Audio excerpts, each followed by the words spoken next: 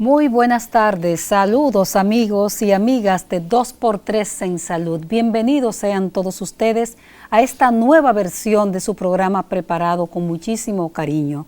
Doy la bienvenida a Doris, que había estado ausente la semana pasada, pero que está aquí para hacer ese aporte tan importante en materia de salud. Buenas tardes, Doris. Buenas tardes, Tati. ¿Cómo estás tú? Bien, bien, digo yo sí, nos complementamos una y otra, cuando falta una se siente, viendo que nuestro país ya al COVID bajar, que realmente estamos en baja incidencia, pues hemos tenido y hemos vuelto a retomar, Tati, temas pendientes en materia de salud que habían quedado desatendidos, podemos decirlo, así como la Organización Mundial de la Salud dice que el COVID hizo que muchas enfermedades quedaran desatendidas, pues nosotros un poquito desatendimos nuestro sector salud y ahora han empezado a resurgir temas que la gente lo sufre, que lo vive y que estamos un poquito callados, fruto porque nos habíamos dedicado a trabajar más con los temas de COVID-19. Así es, eso tiene que ver con las enfermedades desatendidas, como con mucha propiedad hablas, pero también con ese gran renglón que es la seguridad social, que aunque tenemos un porcentaje tan alto de la población ya casi el universo asegurado, pues mucha gente lo que tiene es un carnet, y eso hay que decirlo con responsabilidad. Sí. Mucha gente lo que tiene es un carnet y cuando va pues la cobertura es bajísima en todo y comienza a preocupar ya a mucha gente. Sí, eso. Empiezan a resurgir todas aquellas denuncias tradicionales, ¿no? No vamos a decir que son de ahora, sino que se vienen arrastrando por años y que uno dice, caramba, pero hace tantos años escribimos sobre las dificultades de la gente para acceder al servicio o para recibir un trato humanizado. Y ahora vemos que se hacen las mismas denuncias, entonces decimos, ¿qué está pasando? Duramos 2 años, como te decía, que quizás no se veían mucho, pero ya la gente ha empezado a exigir mejores tratos cuando acuden a centros de salud, no solo del Estado, sino también en el sector privado. La salud, como ha dicho la OMS, es un todo, señores. La salud no es que yo no coma, pero tengo salud, no es así. Entonces, la CEPAL ha dicho perfectamente cómo la pandemia, cómo todo esto trajo un rezago a la humanidad importante y uno lo está viendo en la pobreza. Por ejemplo, Doris, no sé tú, pero a mí me preocupa y pienso que es el mismo pensamiento, cómo la gente ahora va a alimentarse adecuadamente con este nivel de precios. Todo eso de los precios, por ejemplo, tiene un impacto en el bienestar y en la salud de la gente. Por supuesto que repercute, por supuesto, porque primero es la alimentación. Te dicen los expertos, hay que tener una alimentación balanceada, que te incluya en el día las frutas, los vegetales, las proteínas, los cereales. Entonces tú dices, bueno, es verdad, hay que hacerlo balanceado, pero cuando tú vas a comprar los alimentos, no importa que sean vegetales, es costoso. Entonces es lo que tú dices, ¿cómo logra uno hacer ese balance en medio de toda esta situación? Que no estamos diciendo que es responsabilidad exclusivamente del gobierno, del establecimiento de precios. Sabemos que es una situación global que está afectando a todas las naciones, pero sí repercute, como dices tú muy bien, en la salud de la población. Y eso tiene que ver, por supuesto, también con acceso a medicamentos. Decía una doctora el otro día, una cardióloga que entrevistaba, no es acceso solo a medicamentos, es acceso a salud. Sí. La gente, cuando tiene dificultades económicas serias, posterga los temas de salud, porque es como si no se asimilara que es un todo, que tiene que ver con alimentación, con vivienda, con techo, con todo, y tiene que ver además con un medicamento. Si soy hipertenso, yo debo tener los medicamentos. Si garantizado ahí, que no sea una preocupación, tú tienes que conseguir esos medicamentos. Efectivamente, todo eso está fallando y todo eso está generando, y todo eso tiene un impacto, como dices tú, Doris, en lo que es el sistema de salud, que ojalá pueda ver cómo se está forjando, que haya liberación desde moléculas, pero uno sabe que la pandemia desató egoísmo, desató ese capitalismo salvaje que está ahí latente, y que el mismo presidente Abinader cuando llegó lo denunció. ¿Te acuerdas cómo denunció un par de veces lo de claro, y hablando de capitalismo, vemos lo que está pasando ahora con las vacunas. Las vacunas. Resulta que República Dominicana, y lo entendemos, en medio de la crisis, de la emergencia, contrató muchas vacunas para que la población pudiera tener acceso a esa protección. Bueno, pues hay empresas farmacéuticas que no cumplieron con los plazos establecidos, como la AstraZeneca, para la entrega de esas vacunas y resulta que ahora parece que vamos a tener que tenerlo obligado. 10 millones de vacunas prácticamente y la población no está ya en seguirse vacunando. O sea, esa intensidad que teníamos al principio donde la gente acudía masivamente a vacunarse, pues ha bajado. Y parece, por un análisis periodístico que vimos esta semana, que el Estado tiene toda la de perder de irse a un arbitraje internacional porque la empresa, que hay que decir el nombre, que es AstraZeneca, se blindó bien blindada jurídicamente hablando. Todos esos contratos que se firmaron en ese entonces decían eso mismo, o sea, era en medio de una crisis sanitaria y uno a veces lo entiende. El gobierno quería tener vacunas, quería que la población se vacunara, parece que no se fijaron muy bien en todas esas cláusulas pequeñas, que parece que nada más no es a la población simple, que a cualquiera lo engañan esa cláusula, y creo que no vamos a poder demandar a ninguna empresa de farmacéutica de esas multinacionales con las que el gobierno firmó contrato para la entrega de vacunas contra el COVID-19. Bueno, pues con estos mensajes nos vamos con su anuencia, nos vamos a una pausa comercial y vamos a regresar ya con la parte final, por lo menos de este renglón en Santo Domingo, de mostrarle a ustedes quiénes son los directores de los grandes hospitales del Gran Santo Domingo. Volvemos ahora con 2 directores. Regresamos. 2x3 en salud.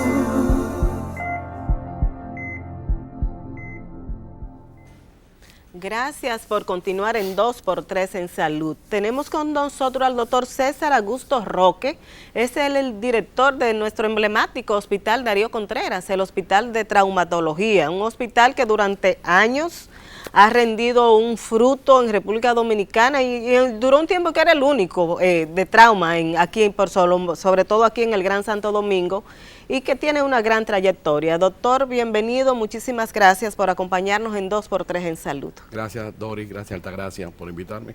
Soy abierto a ustedes. Así es, doctor.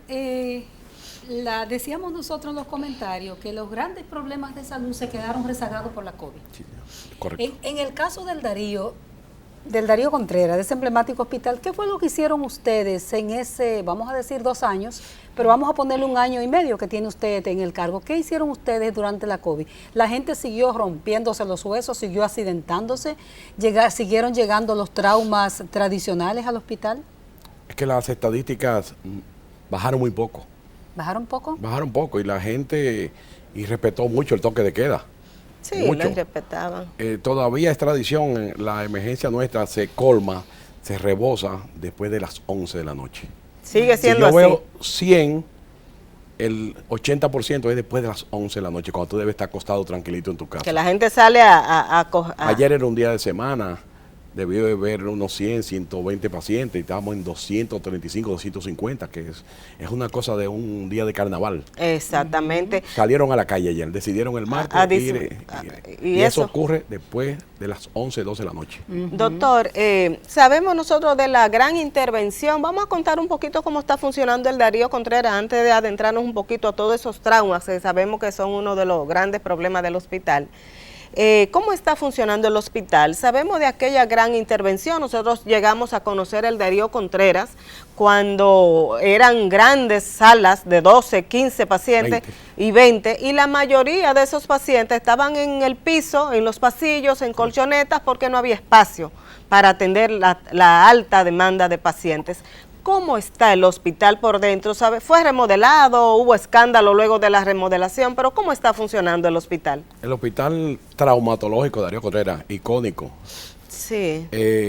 Junto con el Ney Arias y sumado al del Pino, el Juan Bosch, en La Vega, suma la trípode grande de atención de traumatología del país. Ahora va a ser expandida con el hospital de Azua de Taiwán, que ya vio un decreto presidencial, y el de Higüey, sí, porque se que quiere va a ser hacer traumatológico puro. Se quiere hacer como una red de... Se está haciendo eso. Okay. El hospital de nosotros cuenta con una cartera de servicios de 25 especialidades, abierto completamente, todo está abierto completamente.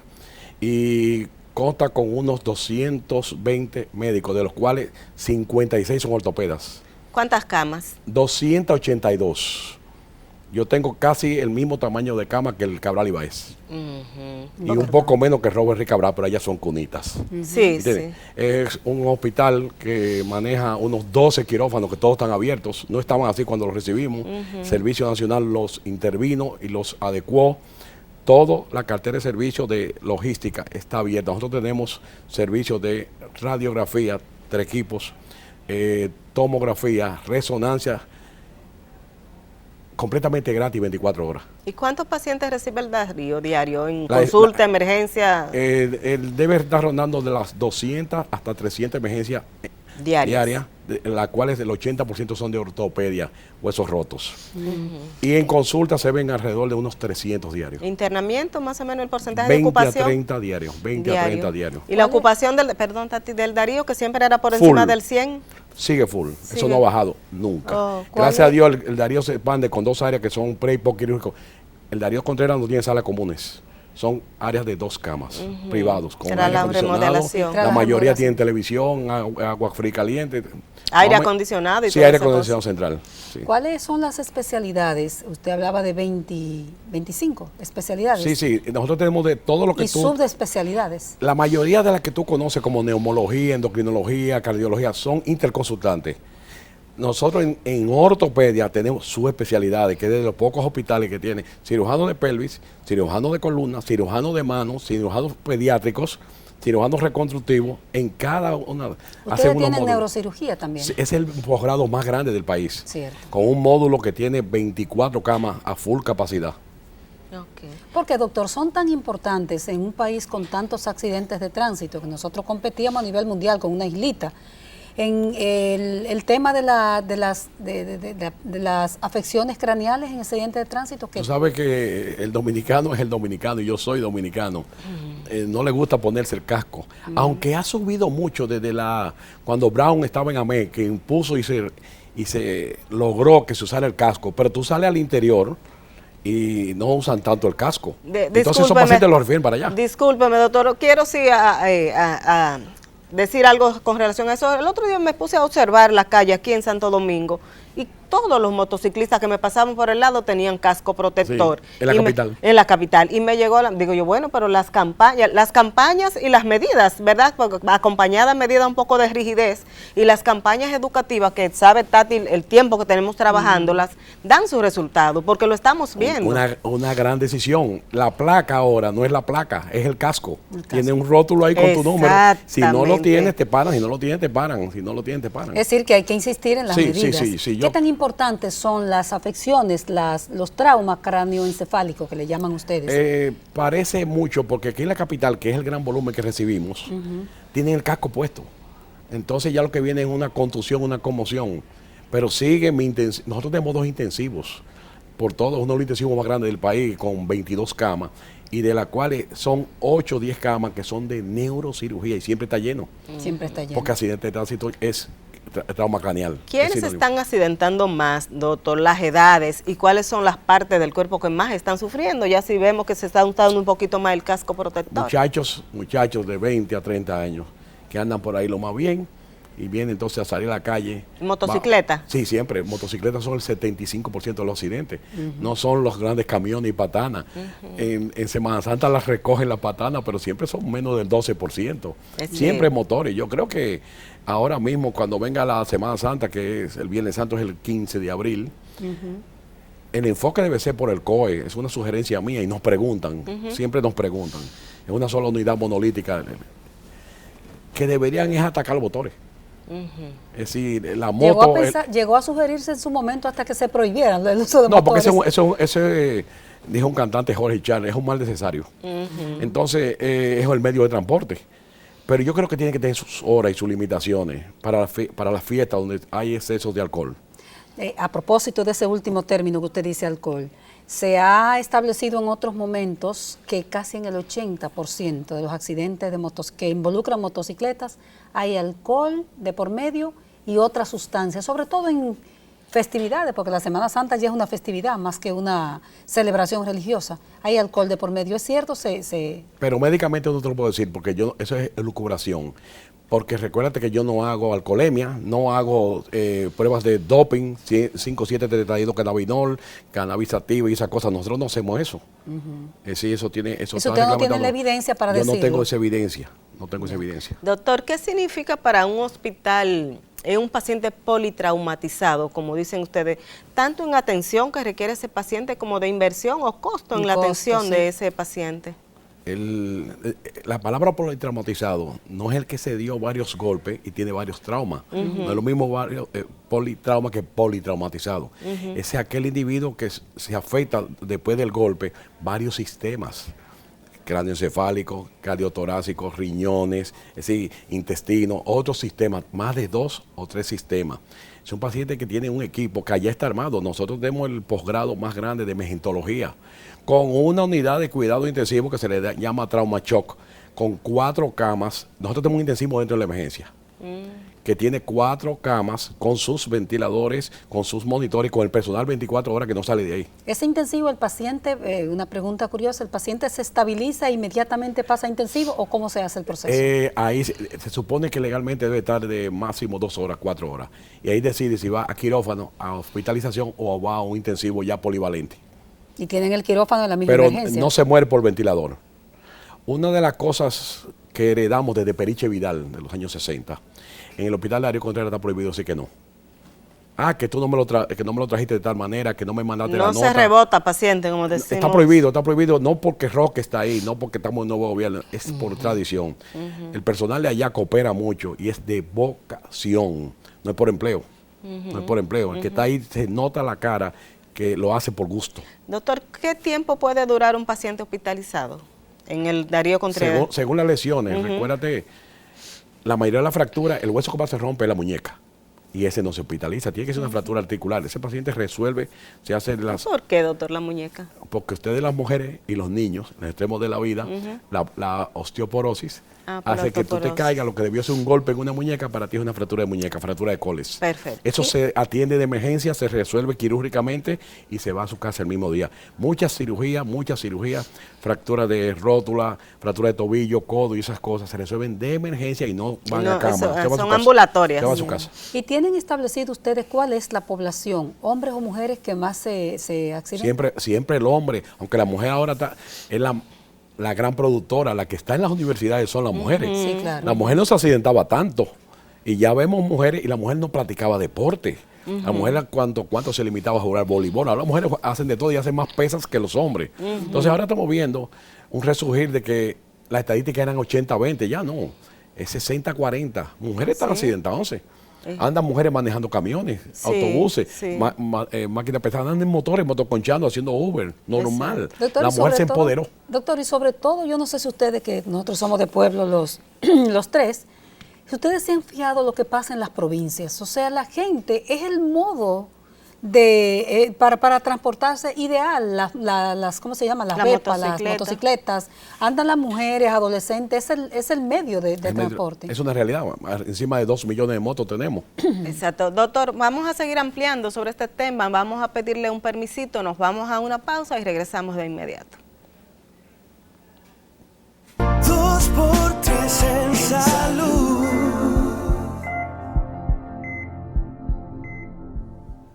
Seguimos esta conversación con el doctor César Augusto. Doctor, ese nombre es como de faraón, de César Augusto Roque. Imperial, doctor. ¿Usted se siente así? Por la mujer mía.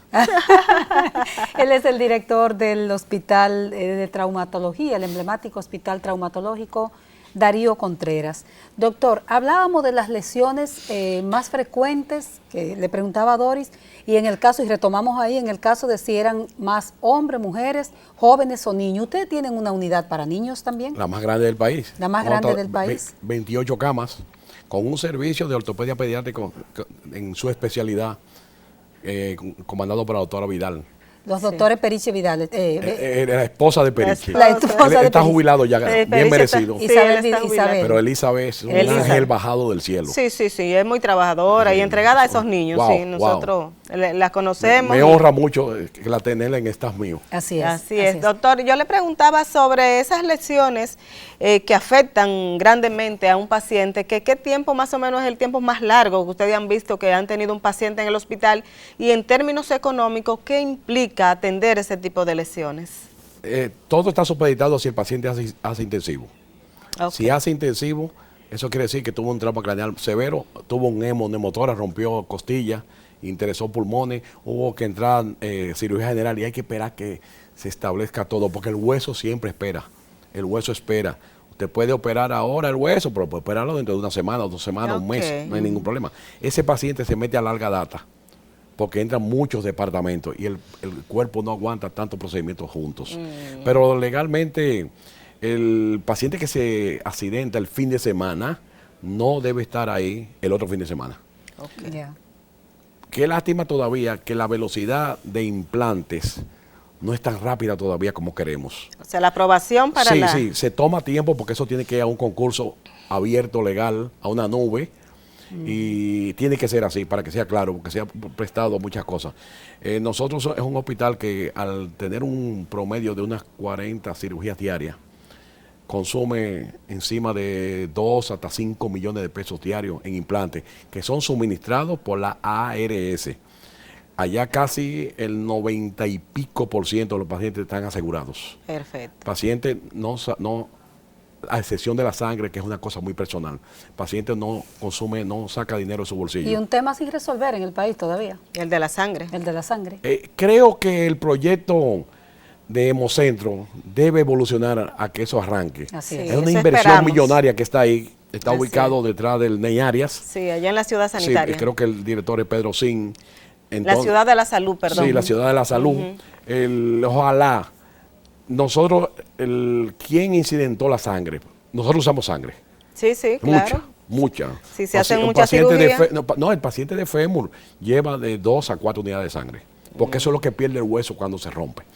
La sangre ha hecho que se ha incidentado, porque cuando tú vas a donar sangre, si tiene un piercing, no te No quieren. la pueden, no sí, quieren, sí, si sí. tiene tatuaje, y ahora toda la juventud anda poniéndose cosas. Sí, sí, sí. Si tuviste en alguna época que si hiciste COVID, tienes que tener una fecha X. También. Si hiciste Zika, chikungunya, HN1, incidenta las cosas. Dengue. Hemos hecho operativos donde el año pasado, estudiantes de medicina de una universidad, 40, yo conseguí nada más 2 unidades de sangre. No me diga. Porque tenían, Algo porque tenía. hay unos protocolos que tienen que ser revisados. Ok. Porque entonces, Creo que están en eso, doctor. sí. Leí hace poco que Es están correcto. como revisando eso. Es correcto. Sí. Doctor, ¿cómo está la planta física del Darío Contreras luego de aquella remodelación a que fue sometido, que duró muchísimo tiempo cerrado el Darío Contreras para eso? no se cerró nunca. No se cerró No, nunca.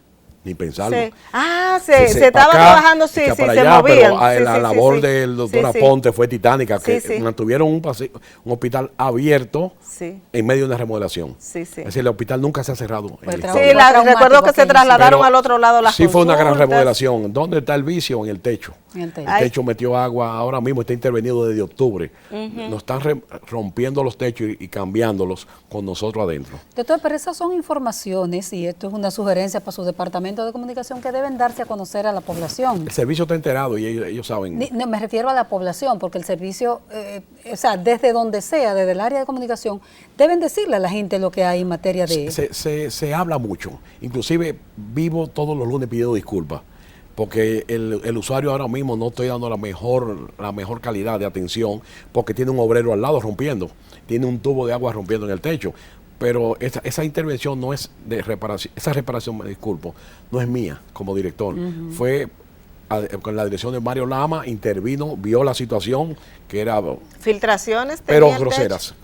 ¿Eso es el Sobre Ministerio de la Vivienda que está metido en el hospital o es obras públicas? No, él es una compañía privada que Una se compañía. fue a concurso. Ok. En un sitio delicado, el hospital es digital entero. El hospital no tiene láminas de radiografía.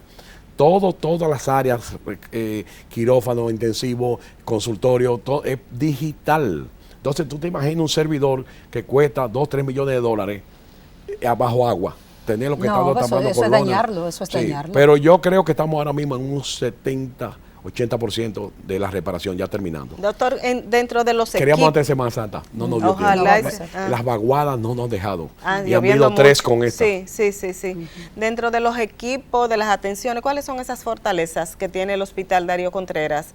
Le digo en cuanto a equipos tecnológicos que se puede hacer, vamos a decir, una cirugía que allí no se puede hacer, pero nosotros la tenemos. Fortalezas. Creo que la trauma, la ortopedia básica, que es el fuerte de nosotros, cosas que se hacen en Estados Unidos, se hacen aquí normal. está el personal entrenado y está el equipo. Porque es que el administrador de Río Salud te aporta, cuando paga el implante, eso viene con el equipo. No antes tenía que comprar cosas para poner cosas, no. Si usted a una casa comercial le suministra el implante, viene con todo y las bandejas. O sea que ustedes ahora no tienen problema de recursos económicos. Bueno, pero el problema es que el hospital consume. Ahora creo que va a haber un aumento de las cuotas porque allá se factura. Es decir, ¿A cuántas ARS? A todas. A todas, pero se factura. Pero es un proceso largo, tedioso, no es fácil. El hospital debe, creo que a final de año debe ser casi autosolvente. Todavía tenemos una deuda rondando por ahí que la heredé, pero se ha ido abonando. Pero lo que está planteado es que el hospital sea autosolvente. ¿Y recibe subvención del Estado? Sí, señor, hospital? Sí, señor. Y tenemos el gran apoyo de Promese. De Promese, con los medicamentos. Que ya inclusive viene de la subvención, viene ya el 40%. El 40% le llega a ellos primero que a mí. Sí. Hay que hacer historia y recordarle, no sé si usted estaba en el sistema ya, que eso fue en el año 2000 cuando era secretario de Salud el doctor José Rodríguez Soldevila. Era un tema histórico. Correcto. Y se decidió que se retuviera el 40% de la subvención histórica de los hospitales para comprar medicamentos. Yo te digo, a mí me encanta. Promese, Adolfo Pérez, gracias, me tienen añoñadito. Porque bueno. Ahora, un ejemplo, el gran enfoque del país para Semana Santa es Neñaria y es el Darío Contreras. Todo va a venir de donde sea. Todo va a venir de donde sea. Nosotros tenemos... El Juan Bosch es un gran hospital de trauma, pero está debajo de las 100 camas. Y nosotros, entre el Ney Arias y el Darío Contreras, estamos pegados de las 500 camas. Sí. ¿De dónde le llegan, doctor, los pacientes a ustedes? De todos los lados. ¿Hasta del Cibao? El Cibao dejó de traer cosas y San Cristóbal hace más de un año. Allá en el Cibao somos casi autosuficientes. El Hospital del Pino, el de La Vega, una gran gerencia de su actual director, vienen pocos referimientos. Tienen la logística para resolver los problemas. Pero todavía el sur manda muchas cosas. Monteplata, yo creo que es un anexo de nosotros. Tenemos una gran relación, hay una gran interacción entre los hospitales. Del este llegan muchas cosas. Con su experiencia, doctor, ¿dónde debería aquí establecerse grandes hospitales de trauma que no tengan que llegar todos aquí a la capital? Bueno, ya el presidente Luis Abinader ya avisó y anunció que el hospital en Asua, el hospital que se le llamaba Hospital de Taiwán ya va a ser convertido en traumatológico. Completo. La logística entera tiene que cambiar porque va a tener que tener neurocirujano fijo 24 horas y va a tener que tener maxilofacial 24 horas y el ortopeda, que es la piedra angular. Ese fue intervenido porque ese hospital tuvo problemas desde el inicio. Desde que inició. Sí. Doctor, quería preguntarle, hay un área que en todas partes es problemática, sector público y sector privado, que es la emergencia.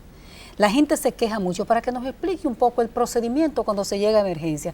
Llegué y me lo tienen tirado y esa queja es donde quiera. La gente quiere llegar a una emergencia y que lo atiendan seguido. Explíquenos cuál es el procedimiento. El dominicano habla en hiperbole y dice, me lo tienen tirado, pero yo no he visto un paciente en el piso nunca, ni sentado. Sí, doctor, ha habido en el pasado. Yo no sé ahora, pero ha habido. Yo estoy hablando hoy. Ok. Cuando... El único paciente que tú ves sentado son heridas menores, que hay una sala de espera a suturas menores. Pero un hospital que tiene 10, 20, 25 camas de emergencia y 25 camas de transporte está dignamente acostado. Okay. El equipo de rayo X en la emergencia tiene su equipo de rayo X del laboratorio del, la sala de cirugía menor del. No sé, hay que salirse de ahí.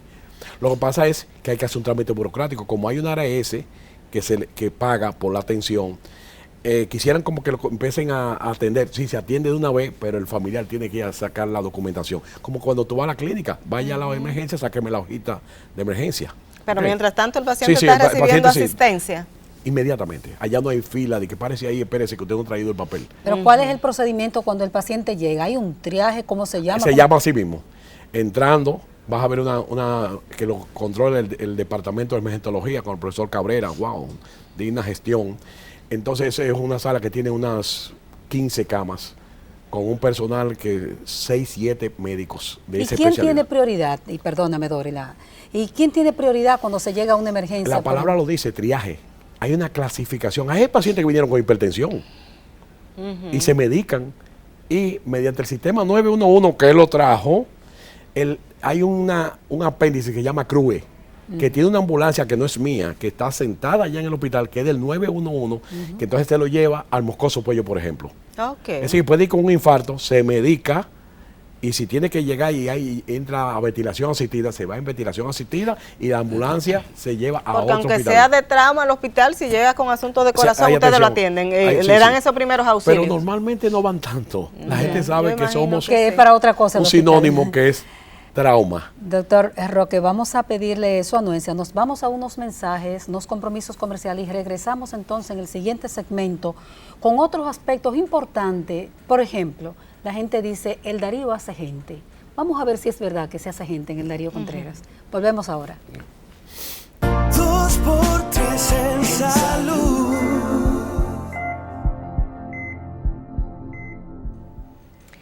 Seguimos conversando con el doctor Roque, director del Hospital Darío Contreras.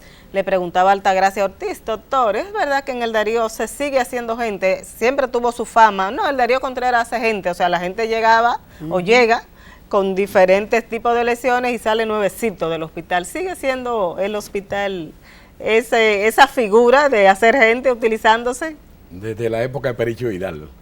Esa frase se acuñó en el país entero porque solo había un hospital de trauma. Solo ese, Solo exacto. era el hospital, era hospital municipal, que era un hospital general, y después fue cogiendo el enfoque hacia traumatología. Pero sí es verdad, todo el que se rompe una pierna, por ejemplo la tibia, y el pie le queda volteado hacia atrás, cree que le van a amputar la pierna. Es el gran miedo de la Señores, gente. la incidencia de amputación en el Darío Contreras ¿En es cuánto escasa o nula. O sea, le voy a decir por qué.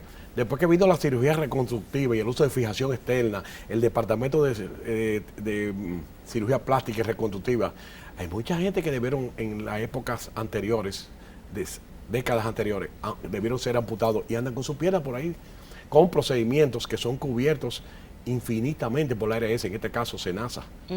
Okay. Pero sí es verdad que hacemos gente, porque no se dan blanditos, como dicen. Doctor, generalmente son las extremidades inferiores las que más sufren. No. Te reitero que el hueso que más se rompe en los extremos de la vida es el extremo distal del radio. Okay. En los niños, el tallo verde, se llama tallo verde, es una fractura incompleta, muy frecuente el Día de Reyes, ahora en vacaciones. Cuando arranquen las vacaciones, eso es una locura. Y después las mujeres posmenopáusicas con la fractura de cadera. Los deportistas, la gente que corre, que camina, que hay un renacimiento de la gente haciendo ejercicio, ¿cuáles lesiones tipo suele tener, sobre todo el que corre, por ejemplo? Tenemos un departamento que se llama de medicina deportiva, que es lo que se llama, ustedes le dicen rayo láser, que es la cirugía artroscópica. El hospital tiene unos 10 artroscopistas y es un enfoque de cirugía deportiva, de donde las ARS cubren también la cirugía deportiva, donde vemos roturas de ligamento cruzado y roturas de menisco, y aquí en el hombro lo que se llama el manguito rotador, que es la lesión de los pitchers. Todo eso se resuelve en el hospital. Okay. Doctor, ¿cómo debe alimentarse un paciente traumatizado? Porque recuerdo yo una vez, hace muchos años, hice un trabajo allá en el Darío Contreras y los pacientes duraban en ese entonces hasta 2 meses acostados en una cama en el Darío. Se quejaban de la comida, no, que lo que nos dan es esto, que me dan muy poquita comida. ¿Cómo debía alimentarse y qué hacen ustedes para suplir esas necesidades? Yo creo que es la piedra angular de esta entrevista. La alimentación es lo vital, porque el paciente que politraumatizado entra a lo que se llama médicamente un balance nitrogenado negativo. Un alto consumo, porque los obreros que Dios te da, que son tus células que tienen que ir a cicatrizar, tienen que reparar huesos, tendones, músculos, aponeurosis, el vaso, ligamento, linfático, todas las estructuras que están rotas hay que repararlas y esa gente consume. ¿Qué pasa? Que por tabúes, nosotros, el paciente traumatizado o que está operado, de una vez le ponían la dieta del operado, que es una sopa boba, sí, una galleta de soda, sí, un extracto de malta lobo en brown, un jugo de remolacha con zanahoria. No, básicamente el paciente tiene que ingerir leche, carne y huevos. 2 vasos de leche al día. Carne de cerdo, sí, puede comer carne de cerdo. Sí, tiene que comer carne de cerdo. Leche, carne y huevos, porque va a consumir. un paciente que no se alimenta correctamente con una fractura de fémur puede perder 20 libras.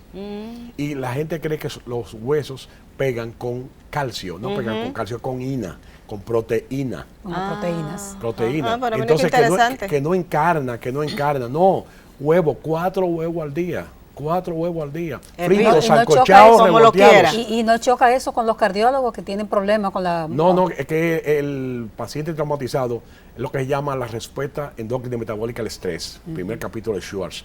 Es una revolución interna lo que tiene. Tú vas a ver que la glicemia va a estar casi en 180 y él no es diabético.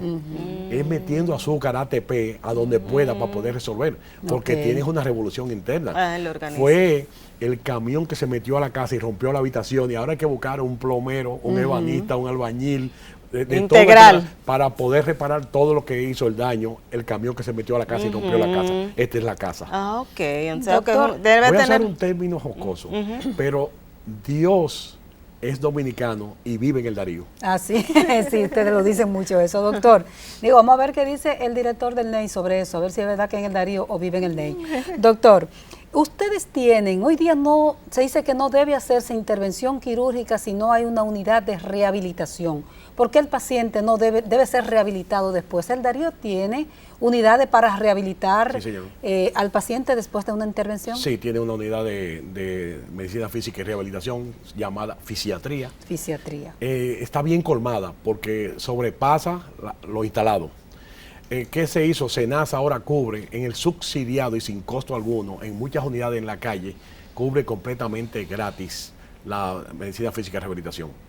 Eso es creo que el paso que Santiago Jacín ha dado más grande, que el paciente pueda darse la terapia física sin tener, porque la lista de espera mía puede estar encima de los 3 meses. Sí, porque antes veíamos los pacientes que salían restablecidos, pero entonces quedaban con lesiones permanentes porque no se daban. Un término jocoso mío, el 90 y 10% van a terapia física. Van a terapia el reintegro física. a la propia sesión es el porqué de ir a terapia. El reintegro a la vida útil le da la terapia física. La terapia, bueno. El paciente conoce más y agradece más al terapista que al ortopedista. Sí, al final del camino. Bueno, doctor, yo pienso que podemos irnos a una pausa para darle la oportunidad al doctor Julio Landrón, que está con nosotros y es el director del Hospital Ney Arias Lora, también para que converse sobre cómo está funcionando ese centro de salud. Regresamos en un momentito.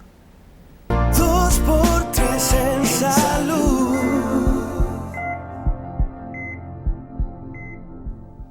El momento ahora es para presentar al doctor Julio Landrón, quien es el director del Hospital de Trauma, también el NEI Arias Lora. Buenas tardes, doctor, en este segmento que le toca a usted. Muy buenas tardes, muchísimas gracias. ¿Cómo está usted? Muchísimas gracias por invitarnos a este importante espacio y poder llegar a toda la población mundial. Muchas gracias, doctor. Del doctor tenemos mucha trayectoria, muchos años conociéndonos. Doctor, cuéntenos cómo está funcionando el NEI Arias Lora, cuál es la demanda que está recibiendo, cuáles son los principales problemas que ustedes están viendo ahí. Fíjate, nosotros recibimos un hospital prácticamente operativamente en un 40-45%, tenía más del 60% cerrado lo que es la planta física, donde un hospital de 10 quirófanos lo que funcionaban solamente eran 3 y 4 quirófanos. Y encontramos amontonado un sinnúmero de pacientes que duraban 20 y 30 días para poderle poner hasta un tornillito en un tobillo. En este momento el hospital tenemos funcionando prácticamente casi 200 camas. De estas camas tenemos una rotación de cada 4 o 5 días de los pacientes, lo que significa que la ocupación, aunque es alta, porque es más de un 90%, pero rotan rápido los pacientes. Tenemos un promedio de procedimientos quirúrgicos de alrededor de 60 a 70 procedimientos quirúrgicos diarios y además estamos viendo más de 160, 200 emergencias diariamente, lo que se incrementa los fines de semana por las situaciones que todos conocemos. Es un centro de salud que el año pasado nosotros pudimos dar 1.273.000 servicios a la población, que es un aporte importante para esa masa humilde, esa masa pobre, que son las que regularmente nos visitan. ¿Ustedes son un hospital docente, doctor? Nosotros estamos en la vía de convertir el hospital en un hospital docente universitario.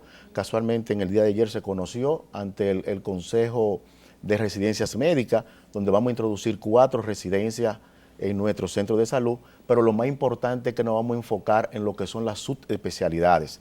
Es un hospital creado de especialistas en residencias médicas y es una oportunidad de darle al país tener un centro de salud donde usted no tenga que ir a Colombia, no tenga que ir a México, de Estados Unidos, a Europa, a realizar su especialidad como la laparoscopía, que son cirugías mínimamente invasivas en el área de cirugía general, pero además de realizar un entrenamiento, un fellow, un posgrado en columna, artroscopía, artroplatía, fijación externa y otras áreas que también están muy ¿Cuáles servicios, estudiando. doctor, novedosos o diferentes está ofreciendo el Ney Arias Lora que podríamos decir, bueno, no lo tiene quizá el Darío, no lo tiene el Hospital de La Vega, el Juan Bosch, que podemos decir, bueno, la gente resuelve aquí este problema? Nosotros regularmente, estos hospitales de trauma, y pocos países lo tienen, nosotros debemos de dar las gracias de haberse tenido los gobiernos esa visión de tener hospitales exclusivamente de trauma, porque usted sabe que la epidemia más grande que tenemos nosotros en nuestro país son los accidentes de tránsito y tenemos que tener lugares donde los pacientes puedan acudir y ser atendidos rápidamente. Nuestro centro de salud se ha enfocado en lo que es una salud oportuna, en que el paciente no dure tantos días encamado para poderse integrar rápidamente a la vida productiva. Ustedes saben que la mayoría de los accidentes de tránsito ocurren en personas de los 19 a los 49 años. Es la edad más productiva, es la edad que produce el desarrollo económico de la población. Entonces usted tiene que integrarlo lo más rápido posible a la vida productiva. Y es por esto que hemos diseñado equipos mañana, tarde y noche que dan soluciones rápidas a estos procesos. Y tenemos lo que son las cirugías mínimamente invasivas, donde ya para usted realizarle la colocación de un clavo, la colocación de una placa o cualquier tipo de procedimiento quirúrgico, no son aquellas heridas convencionales que se hacían anteriormente, que duraban hasta 2 meses para poder el paciente sanar y muchas de ellas se infectaban, sino que a través de una microcirugía, de una pequeñita incisión, usted puede hacer por esta vía, poder hacer grandes cirugías, como es el caso de las artroscopías, la laparoscopía y esta cirugía mínimamente invasiva. ¿Esos son comunes, esos procedimientos ahí en el hospital? Eso es frecuente en nosotros. En otros lugares, lamentablemente, no tienen algunos de ellos. Paradójicamente, muchos centros privados no tienen intensificador de imágenes, no tienen fluoroscopio, no tienen los instrumentos que se usan para hacer esta cirugía mínimamente invasiva, ni tampoco cuentan con algunos profesionales que se hayan subespecializado para hacer este procedimiento. ¿Cuál es el presupuesto con el que se está manejando el hospital Ney Arias Lora? ¿Cuánto produce a través de la facturación a las ARS? Me preocupa, doctor, que lo he visto en par de ocasiones, de cuánto le han ahorrado al hospital. Y yo le decía al doctor Mario Lama que vino, doctor, y esos ahorros al hospital no significa que se le está dando menos a los pacientes porque en salud hay un gasto adverso. Explíqueme un poco eso. Mire, nosotros cuando llegamos, porque el hospital Ney Arias Lora fue creado como hospitales de autogestión, que era la vía que tenía que seguirse, donde los hospitales fueran autosuficientes, y en esto nosotros agradecemos al presidente, agradecemos también a Santiago Jacín, nosotros decimos Chago, que han puesto énfasis en tener más de... ¿Es ortopeda como ustedes? Ortopeda y profesor también de muchas de generaciones, de tener nosotros más de 2 millones adicionales de personas incluidos en el Seguro Nacional de Salud. Eso decía el doctor. Esto significa de que estos pacientes también puede hacerse una facturación y puede, aunque todavía tenemos honorarios muy bajitos y tenemos realmente acuerdos muy bajitos de los procedimientos quirúrgicos, pero son pacientes que se les puede facturar y puede ser entrada. El Hospital Ney Arias Lora, cuando nosotros llegamos en agosto, tenía una subvención de 30 millones más 11 millones que le daba el servicio, o sea, tenía una subvención de 40 y tantos millones. Lo demás tenía que producirlo para poder satisfacer. Cuando nosotros llegamos, esa parte de los 11 millones fueron retirados, nos dejaron el mismo presupuesto que tenían anteriormente de los 30 millones y con una pandemia. Tuvimos nosotros que diseñar estrategia financiera, administrativa, gerencial y además de facturación y de servicio para poder el hospital ponerlo en marcha. No fue nada fácil, pero pudimos lograr nosotros pagar más de 12 millones de la nómina adicional, aparte de los 30 millones, y satisfacer todas las necesidades de las personas que llegan a nuestro centro de salud. Este hospital, contrario... Que eso no implica, excúseme doctor, que los pacientes están pagando un poco más. No están pagando un centavo más, mejor están pagando menos, porque la mayoría de ellos lo que se le hace es, claro, a cada paciente se le entrega una factura o se saca una factura, porque usted tiene que saber cuál es el costo de ese servicio que usted está dando y qué es lo que el Estado está realmente subvencionando. Entonces nosotros, contrario a los demás hospitales de las redes, no nos pagan la nómina. Los demás hospitales de la red pública de salud le pagan la nómina completa. Nosotros tenemos una nómina por encima de los 57 millones, que tenemos que con estos 30 completar 27 millones más todo lo que el hospital consuma. O sea, es realmente una labor gerencial y en equipo que debe de diseñarse para poder el hospital mantenerse como está, donde tenemos más de un año que tenemos cero deuda. ¿Y cuánto produce el hospital? Nosotros encontramos más de 60 millones de deuda. Y al cabo de 6 meses, con los controles financieros y poniendo en marcha lo que es el seguimiento a todo el que tiene ARS, porque anteriormente al Darío Contreras iba un paciente con su seguro médico de cualquiera de ellas de las ARS y decía, no tengo seguro, o atiéndanme, y no sacaba su seguro. Ya o no había contratos con las ARS. O no había contrato, o no se revisaba para buscar realmente que usted tenía ARS y cobrarle a esa ARS. Okay. Nosotros en este momento tenemos, el hospital invierte alrededor de unos 900 millones anuales. De estos, más del 74% es en colaboradores, en pago de la nómina, en pago de prestaciones laborales. Nosotros somos de los hospitales que no debemos prestaciones laborales. Tenemos también... Pero ustedes pagan prestaciones laborales, sí, porque tengo entendido que algunos de esos hospitales no la pagan. No, lo de la Red Pública del Servicio de Salud, el Servicio Nacional de Salud asume esa situación, porque ellos son los que lo nombran.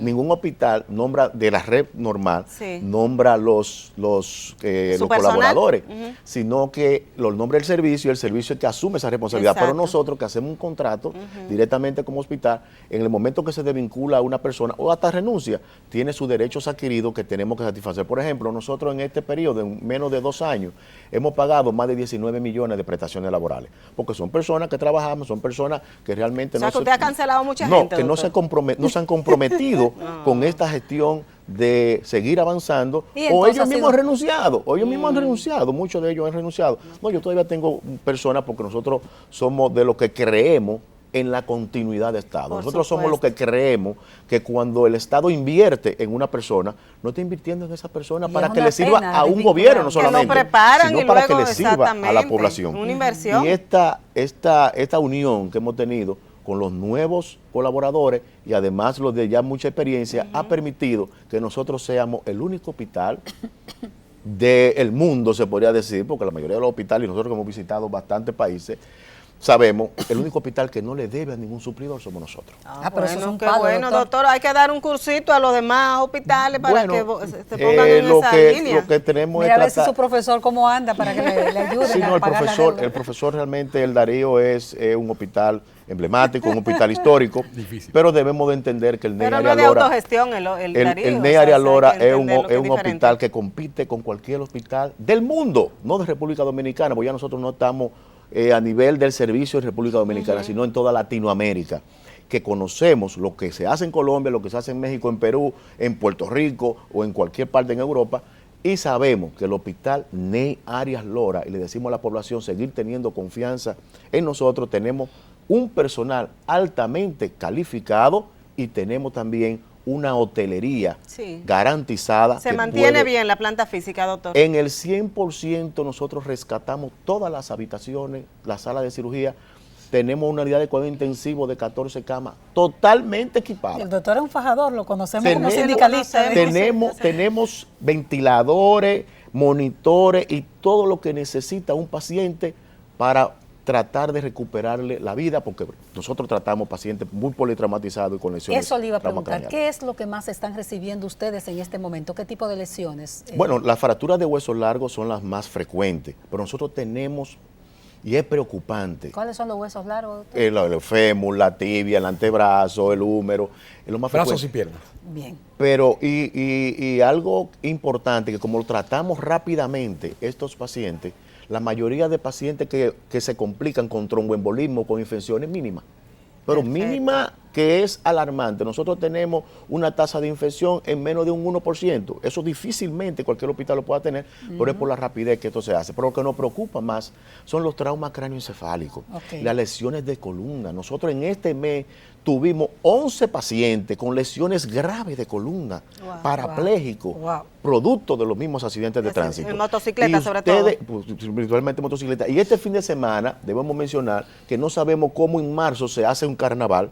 Esto fue algo realmente increíble lo que pasó este fin de semana, donde nosotros recibimos una cantidad de pacientes de heridas de arma de fuego, de heridas de arma blanca y de accidentes producto de esa situación. Doctor, gracias por todo. A usted hay que darle un programa especial. Sí, lo vamos a invitar de nuevo porque se quedaron muchos temas por conocer de nuestro hospital. Ustedes han servido de un gran apoyo para la salud, realmente para valorar lo que es la calidad de la osteosíntesis.